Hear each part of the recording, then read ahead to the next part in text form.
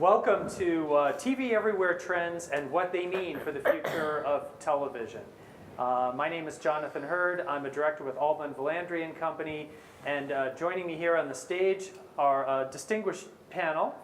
I'll ask each of them to introduce themselves and say a few words about what they do, and then we'll dive right into the discussion. Sherry, would you like to start? Sure. I'm Sherry Brennan. I just got a new title today, Senior Vice President of Distribution. It's not a promotion, it's okay. Oh. It's just a reworking of reality. But it's shorter, so I like it better. So Senior VP Distribution for Fox Networks Group. In that capacity, I focus a lot on exploring and evaluating new business models for how to distribute our content, whether it's our linear networks or the time-shifted versions of content that we distribute in all kinds of platforms, mostly not the traditional MVPD world, but other platforms and venues.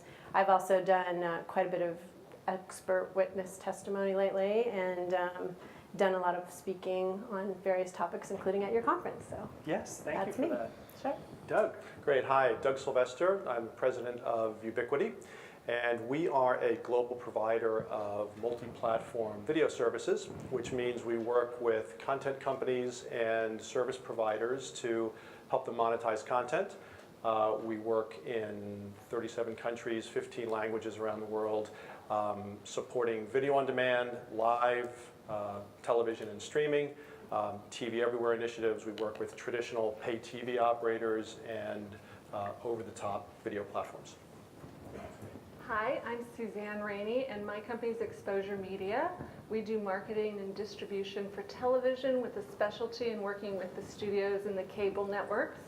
I started my career at NBC in finance and business affairs, and then I moved to MGM in worldwide paid television during the first launches of video on demand when Sherry was at Cablevision Systems. And I also helped launch a channel, the MGM channel in Latin America.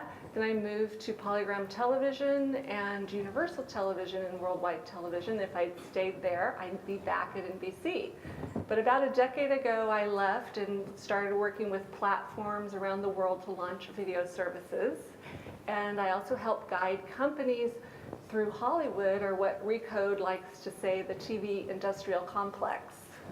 My Linda Abrams here in the front row is the Chief Marketing Officer for Exposure Media, and one of the companies that we are working with is CTAM, and they have a big TV Everywhere effort going on, which I'll talk about a little later. And we also work with Horowitz Associates, which is a research company, and they do an ethnographic study called Viewing the Viewer. And when I saw the slides that Jonathan's going to go through, I realized that their Viewing the Viewer report really brings to life what the findings of the Altman-Volandry survey showed. So we're going to play a clip from the video.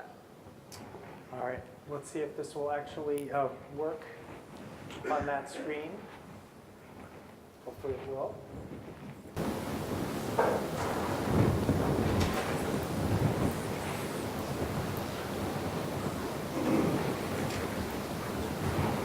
We're doing this, whoops, one moment.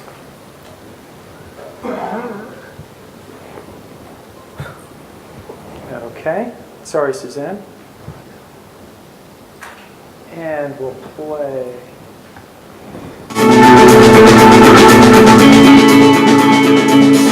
Technology is a really big thing to me. Like, I'm on my phone 24/7.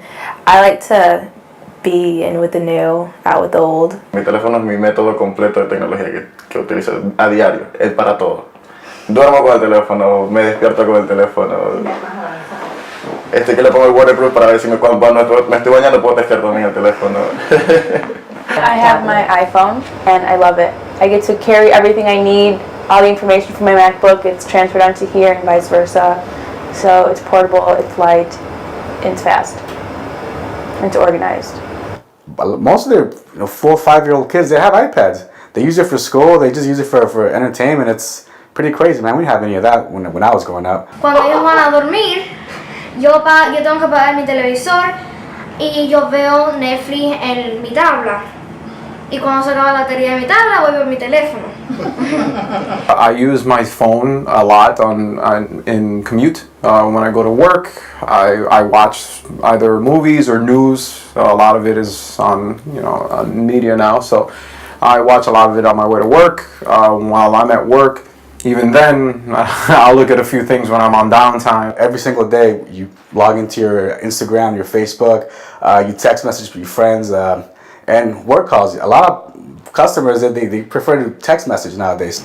Muchas veces estoy viendo el televisor y uso mi tabla. Yo estoy oyendo el televisor, pero también estoy hablando con mis amigas por mi tabla. Usualmente mi tableta está siempre porque para comunicarme con mi familia están en Facebook o están en WhatsApp, entonces Ahí lo tienen todo uno. prefiero estar todo el día con ellos ahí hablando y tengo el televisor y cuando hay algo interesante vuelvo a verlo, ok, ya, y vuelvo a lo que estaba. Some great themes highlighted there. We are going to talk about some of those and let me just dive into this presentation. Good, so I didn't mention Altman Volandri is a strategy consulting firm. We're focused on communications and media. Our clients are phone companies, cable operators, technology companies, and media companies. And we do corporate strategy and marketing strategy. We have 100 people in Boston, New York, and San Francisco. And as part of our work, we do a lot of primary research, quantitative research as well as qualitative, but as input to things like pricing strategy, segmentation, product roadmap design, etc. And all the work we do is custom, except we do an annual consumer video survey every summer to keep track of what's happening in the industry, what's changing, and we also use findings from the survey in our client work as well. So we cover a lot of, this is just an overview of the topics we cover, some of which you saw in the video that Suzanne just showed us. Things like multitasking, use of other devices to watch TVs and movies, online video usage, and we also look at things longitudinally. So we can look year over year at what trends are and what's changing. I'm going to go through some of these slides. Panel, if there's some burning point you want to make while I'm going through them, please dive in. But we're going to go through a handful of slides, talk about what the implications are, and then we'll save some time at the end for your questions as well. So one of the questions we've been asking since we first started the survey 5 years ago is, how often do you watch TV shows and movies on the internet? And the age range, hopefully all of you can see at the bottom, we've got separate age ranges, 18 to 24, et cetera, all the way up to 55 plus. There's a couple of striking things about this. One is that this growth in usage of online TV show and movie watching is happening across all age ranges. It initially started in younger ages, but now it's really starting to accelerate even in older audiences, 45 and above. We also looked at the teen segment this year for the first time, 16 and 17-year-olds, and you can see 75% of them say they watch TV shows and movies on the internet at least weekly.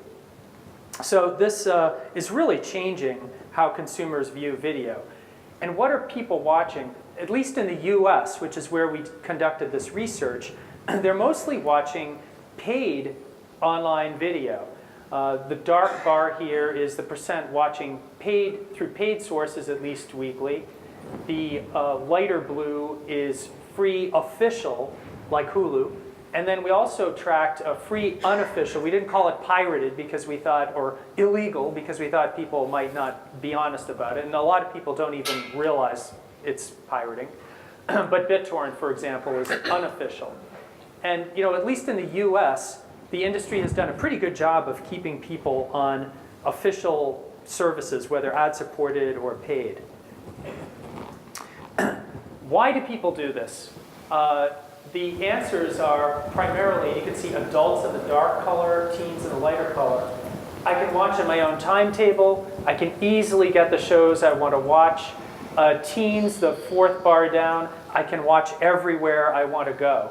So there are some real tangible benefits to watching TV shows and movies on the internet. There are also some people who are not non-subscribers, some of whom cut the cord, actually canceled their cable TV subscription.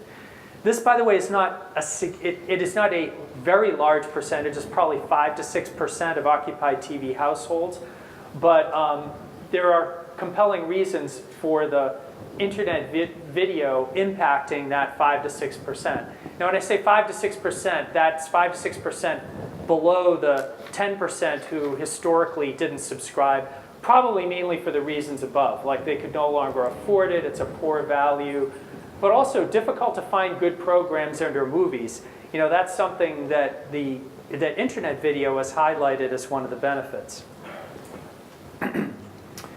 So why do people keep a cable TV subscription, all those that haven't cut the cord? Well, live is a big part of that. So for adults on the left, live news is important to me, and I want to watch TV shows as soon as they are available. Sports is the third big reason. But look at teens. Live news, well, not as important as for adults, but wanting to watch TV shows as soon as they are available. Teens are very aware of their friends watching the latest episode of Game of Thrones or whatever and having that spoiled for them. So they, at least if the programming is popular enough and interesting enough, they want to watch it as soon as it's available. So cable TV is an aspirational service still for people who don't have it. So of non-subscribers, and we asked this 2 years running, what is the likelihood that you or your household will subscribe to cable TV service 5 years from now? And for those under age 35, you can see it's a half to 2/3 of them saying that it's very likely or very likely. Once you hit age 35, if you're a non-subscriber, it's much less likely that you're going to become a subscriber or believe that you're going to become a subscriber further out.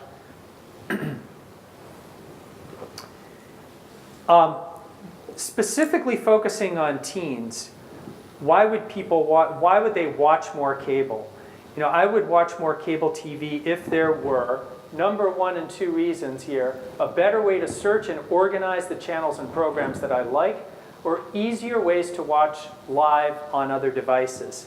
So if it were easier, if TV everywhere were easier, they say that they would be more likely to subscribe or watch more cable TV. So let's talk about those other devices. This is those who say how often they watch TV shows and movies on a tablet. And look at just 1 year. The lines here are 2013, the line below, and 2014 above. That's the percentage of households that have at least one tablet.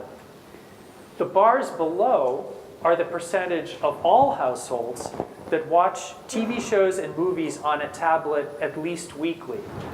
A couple of things to notice here. One is an incredible jump year over year in those who watch weekly on a tablet. Second, how much of an age-related factor it is, as you would expect. But even the older audiences, 45 and above, it's also growing there. So across all age ranges, tablet usage of watching TV shows and movies is growing. For smartphones, of course, the ownership is a lot higher as a percent. But you can see how much more young people are using tablets for watching TV shows and movies, just like you saw in the video. When the battery runs out on my smartphone, I'll switch to my smartphone. So even a smartphone with a small screen is a very convenient way for particularly younger people to watch TV shows and movies. Now, TV everywhere, we're going to talk about it. It's not just about watching TV on other devices. The TV everywhere terminology, and Suzanne will tell us more about this, but it specifically refers in the cable industry to authenticated viewing. If you have a cable TV subscription, that gives you the right to watch certain programs on tablets and smartphones, on mobile devices. So we asked people, does your cable TV subscription include access to TV everywhere? And a relatively small percent said yes. It was about half in those under age 35, and it tails off with older subscribers. You can see there's a few that don't know, and roughly a third say no, it doesn't, even though it does. The red line here is the yes line from 2013. So you can see there's been some improvement, particularly a pretty decent jump in 35 to 44-year-olds. But overall, there's a relative lack of awareness. And the way we ask this question, this includes HBO Go, Watch ESPN, things that are not just the app from the cable TV provider, but authenticated viewing in general. And we have a trend toward content providers. I'll be very interested to see what Sherry thinks of this.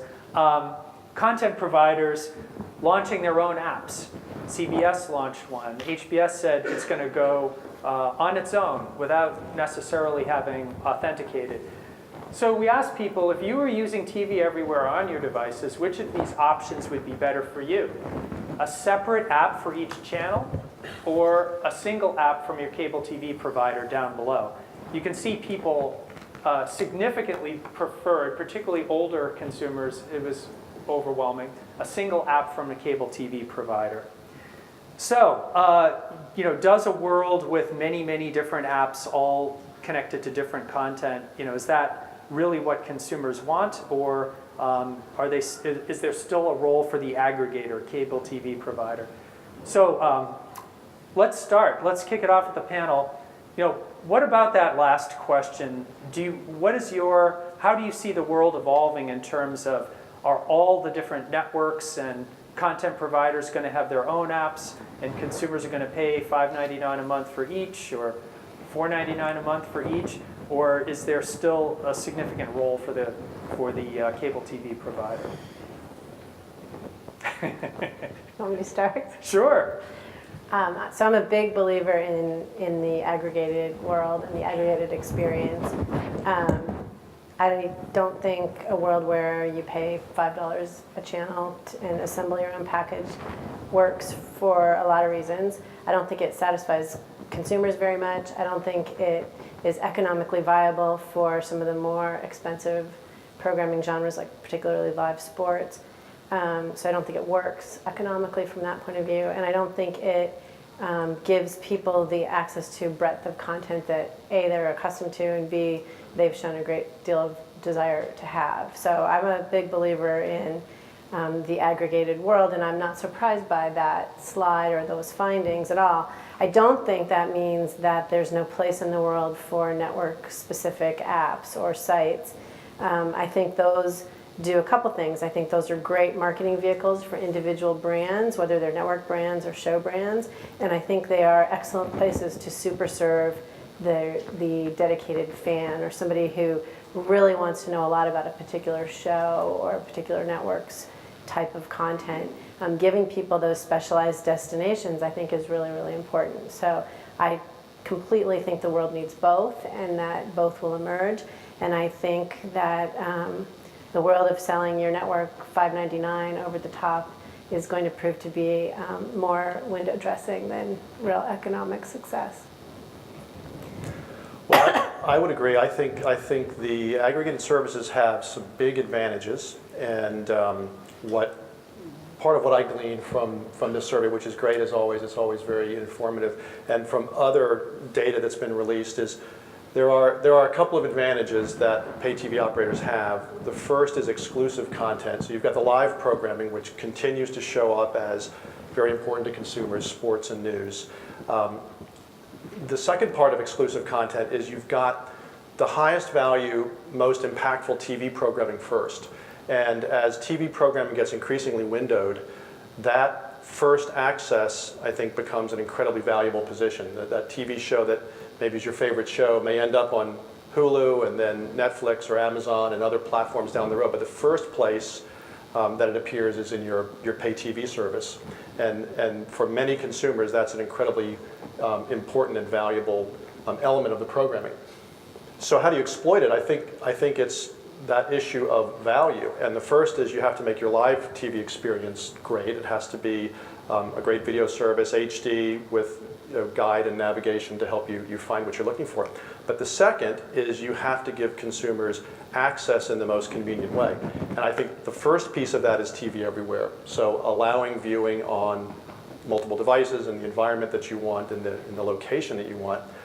And the second is a deep, deep catalog of that programming on demand, so that if you miss the live presentation, you can watch it on demand. And I think one of the big promises that has not been fully realized is the free on-demand catch-up TV service, if you will, that's been introduced in the US is still a fairly limited offering. And for consumers, it's a very confusing offering because you don't necessarily know if your favorite show is available on demand after the fact. It depends on the particular pay TV service that you subscribe to, the particular network, and even on the network, the particular series. And it's a very ineffective message because consumers are left wondering if that particular show is available. I think the full expression of that, and Jeff Bucas was talking about this a week or two ago, which he dubbed universal VOD, which is a complete offering of everything that is available in your pay TV service, available after the fact on demand. And then you could have a very clear message to TV subscribers, which is watch the programming live when it happens, if that's important to you. Watch it after the fact if watching it live in its debut airing is not important to you. We haven't seen that yet in the United States. We've seen deployments in other markets around the world much closer to that vision.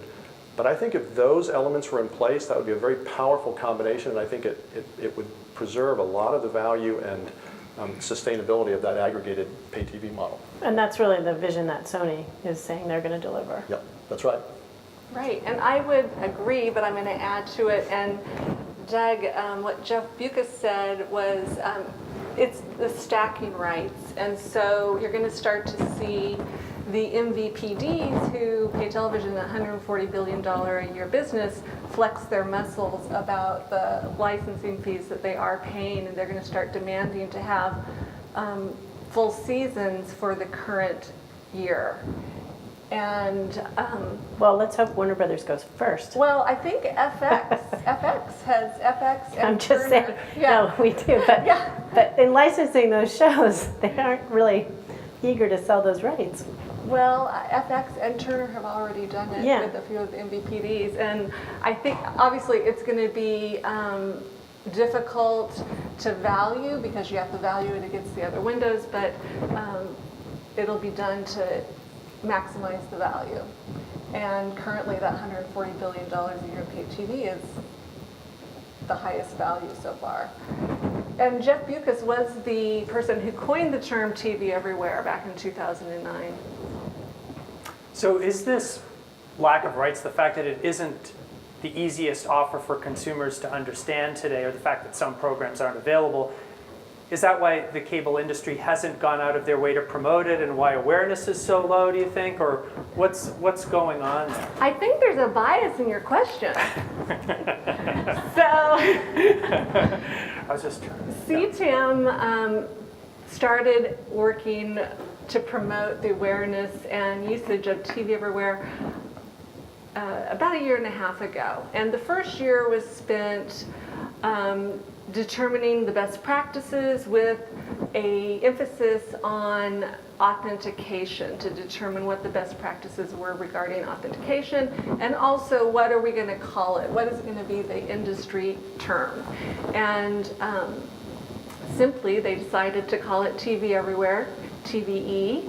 And in the last year, the focus has turned to what is the message to the consumers.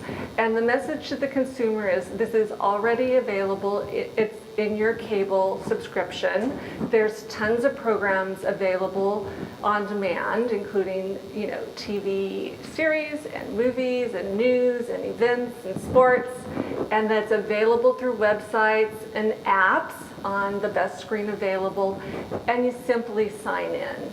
And last week, FreeWill released a study that showed that authenticated ad viewing has increased 386% year over year, which I would say is slow, and that 49% of authenticated ad revenue is through long-form content.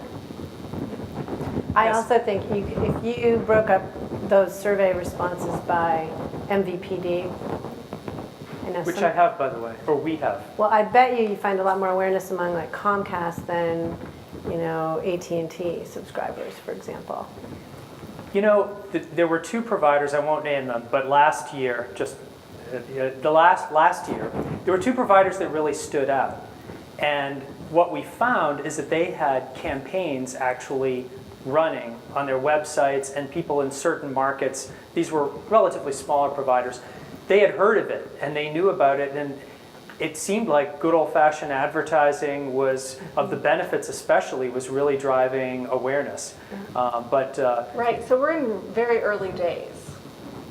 We just launched a campaign at Fox along these lines, where I think it's called Stream It and Dream It. I'm not the marketing person, so I may get it wrong, but it's essentially a sweepstakes, and we're hoping to drum up a lot of more awareness in certain segments of our viewer base. So really trying to promote the fact that content's out there, that you just have to sign in, as Suzanne is saying, and promote all the different shows. But I think it really comes down to how difficult discovery is in many platforms.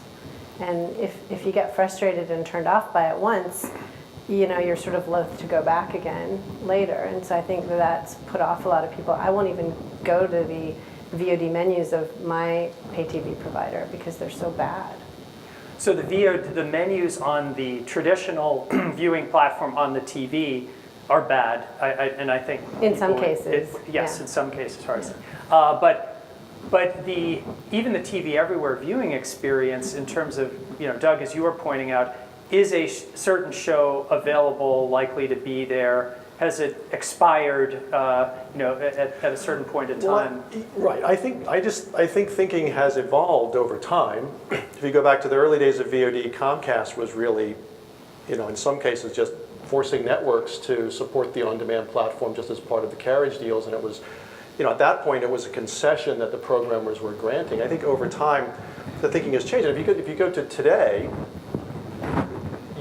I believe you've got a convergence of interests. Every survey has similar kinds of findings where consumers are saying, part of how I ascribe value is access to the content that I'm looking for in the most flexible fashion. So that, to me, suggests that the mandate for operators is to continue down the road of TV Everywhere deployments to fulfill that promise. But I think also there's great benefit on the side of programmers to embrace this as well, because we have more great TV programming than ever before. And in some ways, you could say there's an imbalance, which is there is more good TV programming typically than the average consumer can enjoy. So that's creating opportunities for that content to migrate to other platforms. So it gives great first-run programming that migrates to Hulu or Amazon or Netflix or other platforms that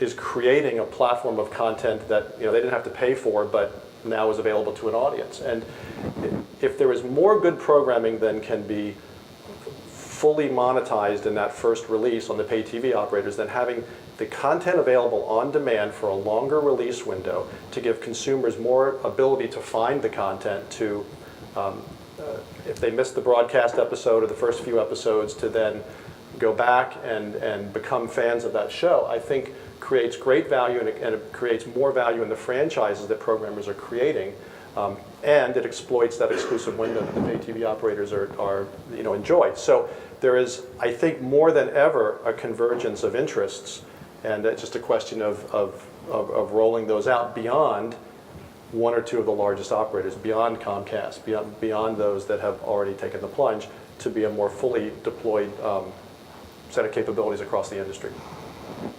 Is the advertising on TV Everywhere, on mobile and on mobile devices, gotten significant enough to the point that content providers they're starting to pay attention to it, and the time-shifted viewing as a result of mobile devices is, are we hitting a critical mass yet there that they're starting to pay attention? We're certainly paying attention to that. Yeah, it's a factor in our sort of traditional ad sales, as well as a distinct stream of revenue on its own. So yeah, I would say yes. I would say yes, and the Omnicom CEO recently said that 10 to 25% of ad spending needs to migrate to digital. So you're starting to see that this year seems to be a very important year in terms of starting to see more revenue. And we are already seeing that. I mean, we get probably in that range of ad impressions delivered in digital platforms.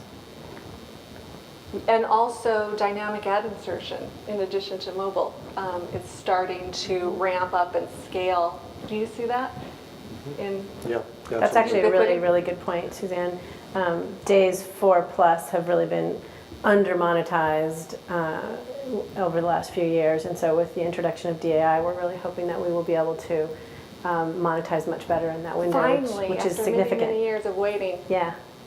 I thought there was, Bruce Gerlich at RedTrack does research, and his report this past week I thought was interesting because he was parsing through ratings data, and much has been reported about the decline of ratings, and he was aggregating data from, I guess, the past year, period to period, and was looking over the 30 days of the release window. And when you look at just the live broadcast, you see significant declines, but when you add up the views over that 30-day period, you find that viewership actually has remained consistent, and in some cases has risen. So clearly, viewing behavior is changing, and it's changing significantly. The question is about capturing that and capturing that data and then monetizing it. Right. I did a project in my team where we looked at viewership across all platforms. As probably everyone knows, Nielsen doesn't measure all viewing that occurs among consumers, and so we set out to use other sources to try to measure the viewing that Nielsen wasn't capturing, whether it be through later windows or devices that Nielsen isn't capturing today. And we found exactly that. We went all the way back to 2011, and we see live viewing, trending down, as everyone knows, but time-shifted viewing trending up. We saw VOD and DVR growing at around 15% a year, and projecting to grow about that and going forward. And then we saw what we called broadband delivered viewing growing, multiples of that, and continuing, of course, to do that in the future. So the overall pie of viewing we see trending up a little bit, not dramatically, but a little bit. And I like to say we don't have a popularity problem with our content. We just have a monetization kind of hiccup in that people are really watching and consuming lots and lots of our content, just in different places and not always monetized optimally. Great. We have a little over 10 minutes left. What questions do you have in the audience? And I'm going to repeat them. So, yes. Hi. Under the TV everywhere umbrella, and assuming that you have a bundled service with broadband, like a first situation where it's all online, does it exist from a technology standpoint today the ability that you could access the programming that you have recorded on your DVR onto a portable device, as opposed to wanting to discover content, simply wanting to access the content you've already recorded? So the question is, can you access the content you've already recorded on your DVR on a mobile device? And I know the Comcast does that. But can you, should you, may you, will you? Sort of like a sling box kind of notion. Yeah. Yeah, the answer is you can. You can, yeah. It's technically feasible. Yeah, and I'm pretty sure, I could be wrong about this, but I'm pretty sure Comcast has actually started talking about that as part of their X2 platform. It's one of the capabilities, I believe, if someone knows for sure. Several MVPDs are offering something along those lines in various authorized and unauthorized forms. Good. Other questions? Yes? Do you have plans for announcing related with what you're able to right now on broadcast using hybrid technology, for example, HDTV? Any plans for HDTV as is done in Europe? So we work with a number of operators that have integrated set-top boxes, and if you look at Virgin Media, for example, that with the TiVo box has a fully integrated broadband service with Netflix and other over-the-top services, fully integrated into search, fully integrated into the whole user experience. So they've really made it, from a consumer's point of view, very simple and eliminated that, that line between what is the pay TV service offering and what is internet content, at least from the handful of partners that have been integrated into the platform. We've seen some versions of that in the U.S. with some of the operators, but not deployed as nearly as aggressively. There are some plans that we know of where some of the major pay TV operators in the U.S. are rolling out in their next generation of set-top box similar capabilities. And I think you're going to start to see much more of your favorite internet content available on your big screen TV and supported by your pay TV operator, as opposed to, through a plug-in on your smart TV. Right, I agree. The capability is definitely there. I believe there's one operator who has deployed it in the U.S., Suddenlink. And certainly Comcast X1 box is going to be capable of doing it. And I read that on Comcast, half of their subscribers are not subscribers of Netflix, so there's a big marketing opportunity someday. Yes. Speaking of Netflix,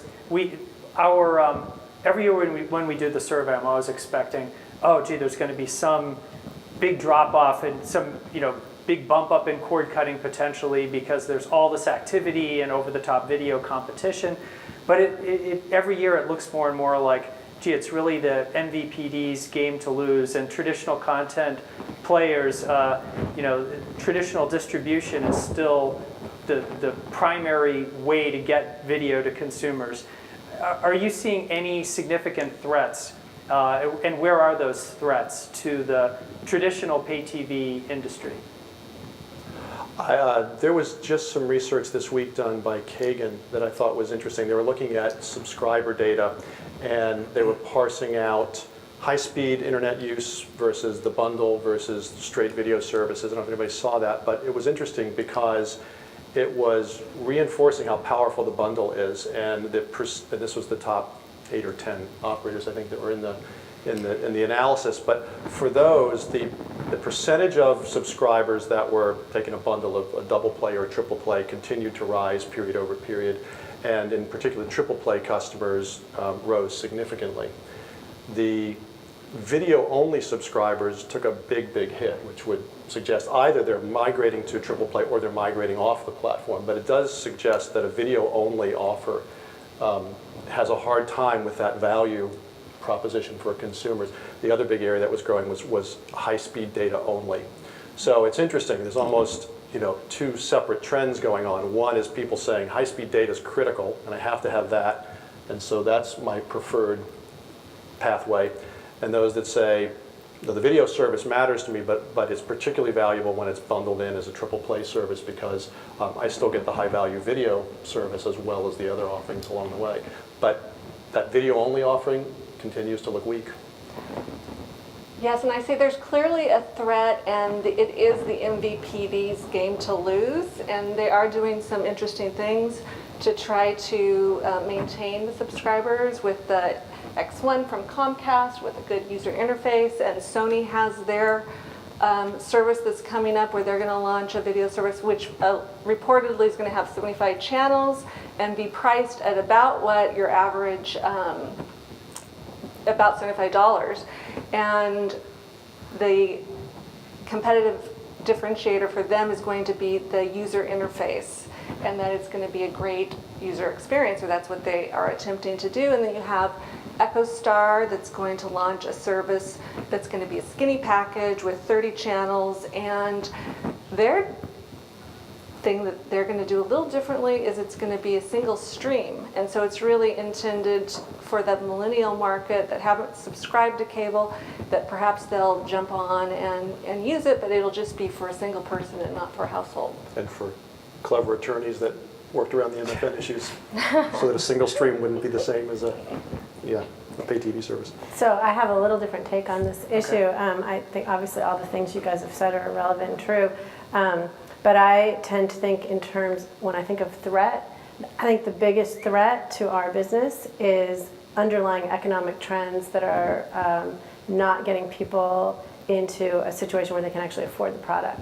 So I think Craig Moffat a few years ago had his poverty report that he published, and one of the startling statistics in that was that 40% of the people in the country essentially have no disposable income. So that, to me, is the biggest threat. All of these new platforms and new venues are just new places for us to sell our content and to gain fans and viewers, and those are opportunities, not threats.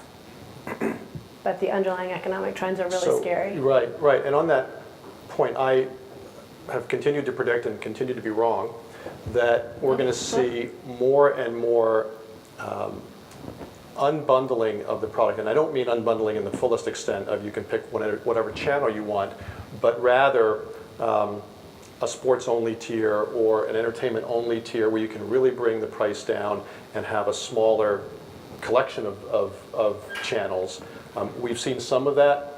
I don't know that we're going to see more of it until you see substantially more cord cutting, but that appears to still be an unfilled need, which is to really bring the price point down and have smaller catalogs of channels that are priced, in a different way.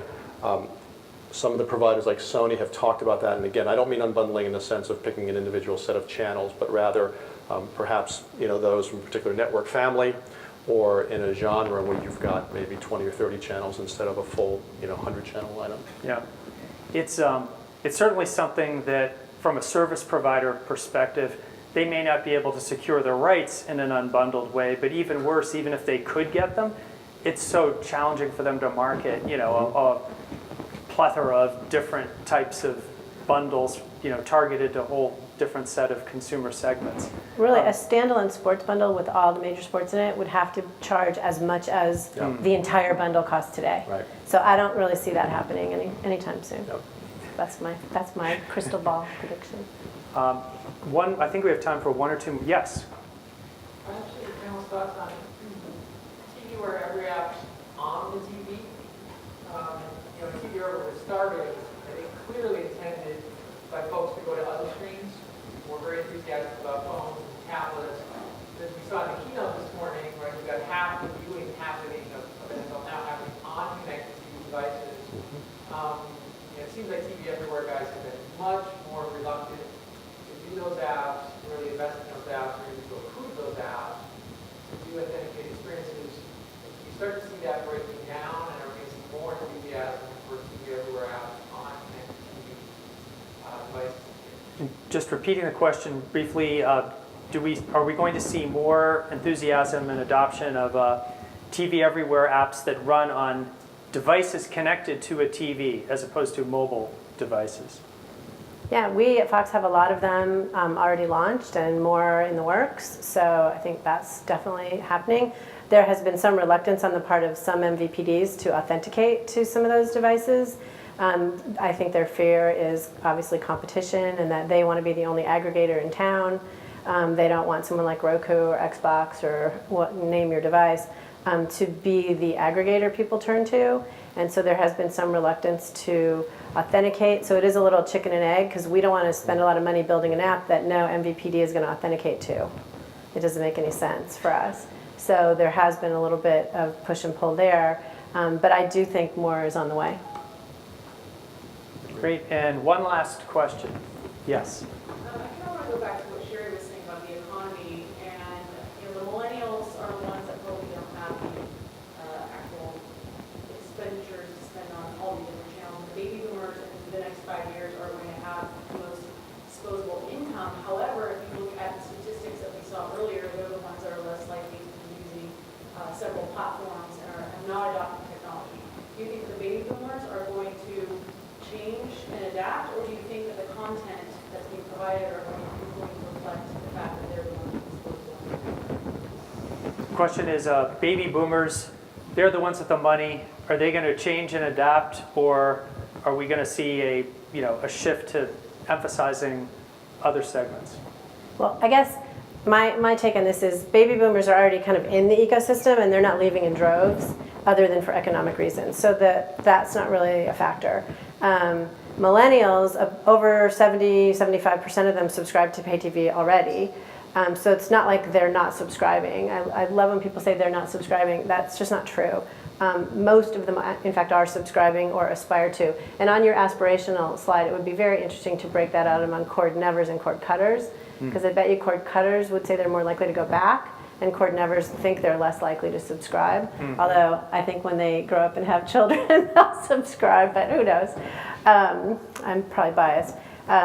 So I do think I don't think there's, I do think baby boomers are evolving too, though. I don't think they're just, set in their ways and old, since I'm one of them. I like to think that I'm evolving always, and I own every Apple device ever created practically. So I think there's a lot of technology in homes of people 50 and over. So yeah. I would say yes to both of your questions, and baby boomers are going to adapt. They can learn, and then it's millennials, multicultural, and mobile for the younger viewers. Yeah, That's where the multicultural future- is actually a good point. The They're the population majority now. is what, 17% Hispanic right now and growing. Great point. Well, please join me in thanking our panelists, and thank you.